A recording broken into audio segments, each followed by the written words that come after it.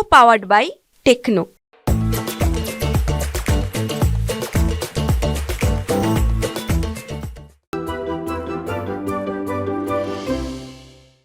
कार्तिक बोल रहे हैं, मैं फ्रेशर हूँ म्यूचुअल फंड में, मुझे प्लीज़ बताइए बेस्ट फंड जो वो 5 साल के लिए निवेश करेंगे और 1000 की सिप करना चाहते हैं। तो अगर कोई 5 साल के नज़रिए से 1000 की सिप से म्यूचुअल फंड में फर्स्ट स्टेप उठाना चाहता है तो आप कहाँ निवेश करने की सलाह देंगे विकास? कार्तिक, इसमें कोई ज्यादा सोचने की बात नहीं है। आप एक मल्टी कैप फंड लीजिए, ठीक है। और उसमें अगर आप मुझे कोई स्पेसिफिक फंड हाउस की बात करेंगे तो जितने भी टॉप के फंड हाउसेज हैं, चाहे वो आईसीआईसीआई हो, एसबीआई हो, एचडीएफसी म्यूचुअल फंड हो, कोटक हो, टाटा हो, या दूसरे फंड हाउसेज भी हैं, कोई सा भी फंड हाउस का आप एक मल्टी कैप फंड उठा लीजिए। अगर आप कंफ्यूज हो रहे हैं मेरे इतने नाम लेने से, तो एसबीआई का मल्टी कैप फंड ले लीजिए और उसमें आप अपना निवेश शुरू कर सकते हैं। लेकिन विकास, मैं आपको इस जवाब के साथ ना सिर्फ नहीं रहने दूंगी। मुझे ये बताइए क्यों आप कह रहे हैं कि अगर पहला फंड है और 1000 का निवेश करना है 5 साल के लिए तो मल्टी कैप लें? Why multi cap? रैशनल क्या है मल्टी कैप चुनने के पीछे? देखिए प्रियंका जी, यदि ये किसी एक स्मॉल कैप या मिड कैप फंड में ले लेते हैं, इनकी शुरुआत है और शुरुआत में ही बहुत हाई रिस्क वाला फंड लेंगे, अगर गॉड फॉरबिड मार्केट किसी वजह से खराब हो गई तो इनकी शुरुआत ही जो है, एक्सपीरियंस जो है वो खराब हो जाएगा और इनको लाइफ लॉन्ग ये लगेगा कि म्यूचुअल फंड सही नहीं है। और वो हम नहीं चाहते कि आपका एक्सपीरियंस वैसा हो। आपको एक मल्टी कैप फंड इसलिए बोल रहे हैं कि कार्तिक देखिए, मल्टी कैप फंड क्या होता है कि fund manager large cap companies का भी स्टॉक्स उठाएंगे आपके म्यूचुअल फंड में, मिड कैप कंपनीज का भी उठाएंगे और स्मॉल कैप का भी उठाएंगे, 25-25-25% के रेशो में। और रिमेनिंग जो 25% है वो फंड मैनेजर देखेंगे कि कौन सी मार्केट कैपिटलाइजेशन या कौन से स्टॉक्स जो है वो बेटर कर रहे हैं, रिमेनिंग 25 वो वहां डालेंगे ना। अभी मान लीजिए कि पिछले 2 साल में मिड कैप और स्मॉल कैप ने बहुत अच्छा किया और फंड मैनेजर को लगता है कि ये आने वाला जो अगले 1 साल है वो लार्ज कैप के लिए ज्यादा अच्छा है, तो फंड मैनेजर क्या करेंगे, 25% तो लार्ज कैप उन्होंने पहले ही ले लिया मल्टी कैप फंड में, 25% के उन्होंने मिड कैप स्टॉक्स ले लिए, 25% के उन्होंने स्मॉल कैप ले लिए, रिमेनिंग 25 वो क्या करेंगे, लार्ज कैप में ले लेंगे। तो जहां पे फंड मैनेजर की आउटलुक स्ट्रांग होगी वहां की वेटेज वो ज्यादा रखेंगे। और ये जो टेंशन है कि कौन से मार्केट कैप में फंड को मूव करना है वो आप फंड मैनेजर पे छोड़ दीजिए। पर यदि मैं आपको बोलूं कि आप एक स्मॉल कैप फंड ले लीजिए या कोई एक मल्टी कैप फंड ले लीजिए, मिड कैप फंड ले लीजिए, या आप कोई सेक्टर वाला फंड ले लीजिए, तो अगर किसी वजह से मार्केट की परिस्थिति उल्टी हुई तो आपका जो शुरुआत ही है वो एक्सपीरियंस खराब हो जाएगा। और मेरा ये मानना है कि एक मल्टी कैप फंड में आपका एक्सपीरियंस बहुत ज्यादा खराब नहीं होगा। थोड़ा बहुत डिसअपॉइंट ये हो सकता है कि आपको रिटर्न शुरू में उतनी ना बने, लेकिन इवेंचुअली आपका जो एक्सपीरियंस है वो हमेशा अच्छा होगा। ओके, सो एक तरह से एक डाइवर्सिफाइड स्कीम आपको जो है ऑफर करती है जिसमें आपको सब कुछ थोड़ा थोड़ा मिल जाएगा। आपको उसमें कोई टेंशन नहीं करना है कि भाई लार्ज कैप कितना, स्मॉल कैप कितना, क्योंकि ये एक डाइवर्सिफाइड है, मल्टी कैप है, मल्टीपल कैपिटल्स के स्टॉक इसमें होते हैं।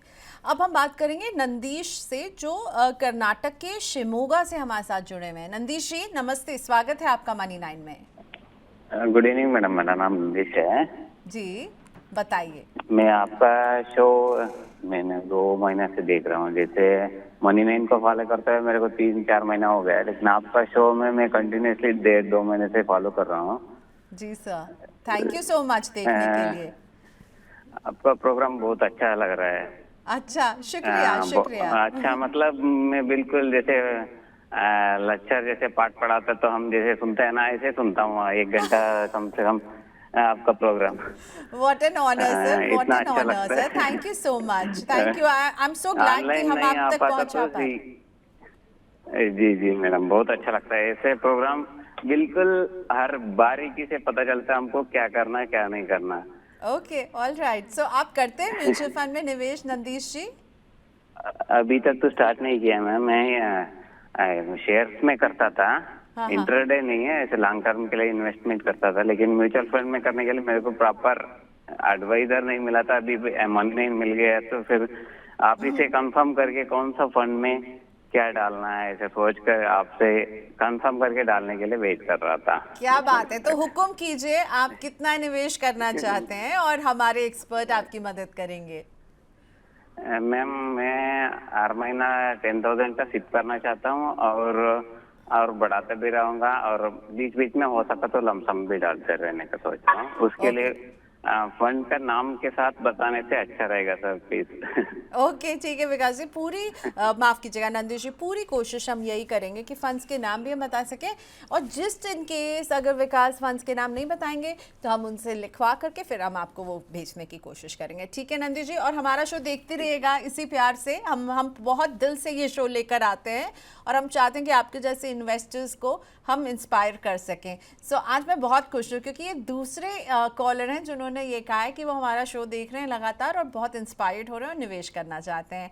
बेस्ट ऑफ लक नंदीश, अभी बने रहिए। ठीक है, विकास जी को लाते हैं और पूछ, अगर विकास आपसे कुछ क्रॉस क्वेश्चन करना चाहेंगे। विकास, आपने सुना नंदीश जी को, I am so happy today कि ये सेकंड कॉलर, और देखिए कर्नाटक से। हमें लगता है हमारा शो जो है हिंदी में तो सिर्फ हिंदी वाले क्षेत्र ही देखते हैं, पर कर्नाटक से बोल रहे हैं। कितनी अच्छी हिंदी बोल रहे थे नंदीश जी। बताइए नंदीश जी को, आपको स्कीम्स भी बतानी होगी भाई, वो फर्स्ट टाइम इन्वेस्टर हैं और हमें बहुत कॉशियसली इन्हें स्कीम बतानी होगी ताकि ये, क्योंकि इनका नजरिया 15 ईयर्स का है। सो आप बताइए 10,000 रुपये नंदीश जी को कैसे निवेश करना चाहिए?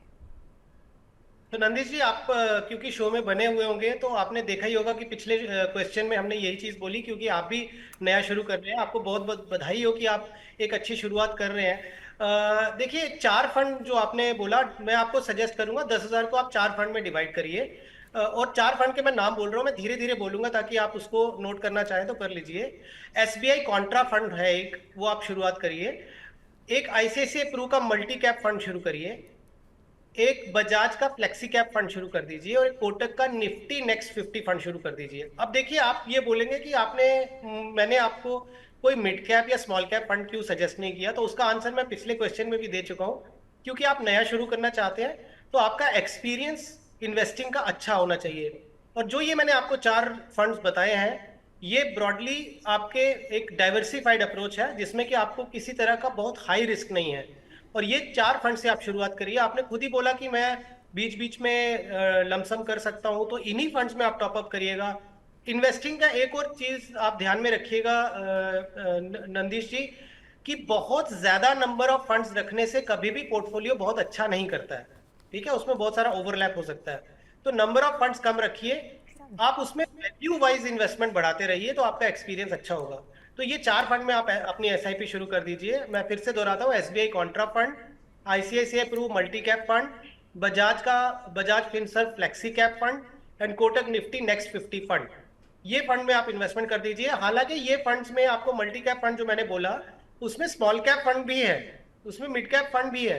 तो आपको ऐसा नहीं है कि आपको हमने बिल्कुल अछूता रखा है मिड कैप और स्मॉल कैप कैटेगरी से। तो ये फंड से शुरुआत करिए। अगर मैं आपके जस्ट कैलकुलेशन पर्पज से बोलता हूँ कि 10,000 रुपये आप मंथली डालते हो, तो आपको लगभग 60 लाख का पोर्टफोलियो आपका बनेगा 15 साल में, एट द रेट ऑफ 15% यदि ये ग्रो करता है।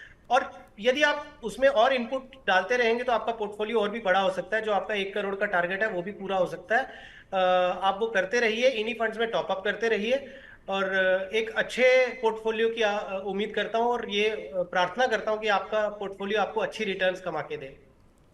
Okay, so thank you so much Vikas. I really appreciate कि आपने इनके लिए स्कीम्स भी निकाला, और ये इसलिए हो पाया क्योंकि नंदीश जी ने हमें पहले क्वेश्चन भेजा था और हम इस क्वेश्चन को हमने विकास के साथ शेयर किया था। तो विकास जी ने क्या किया, उसमें थोड़ा सा टाइम लगाया, स्कीम्स उस हिसाब से चुनी और उन्होंने उसको बताया है। नंदीश, आई होप हम आपकी मदद कर पाए हों और आपसे जल्द हमारी फिर से बातचीत इसी तरह से होगी, क्योंकि अगर आप निवेश की जर्नी शुरू करेंगे तो कई हिचकोले भी होंगे, कभी कभी डर भी लगेगा, कभी कभी लगेगा क्या कर दिया, गलत तो नहीं कर दिया। तो प्लीज़ मनी 9 है, आप हमसे पूछते रहिएगा अपने सवाल।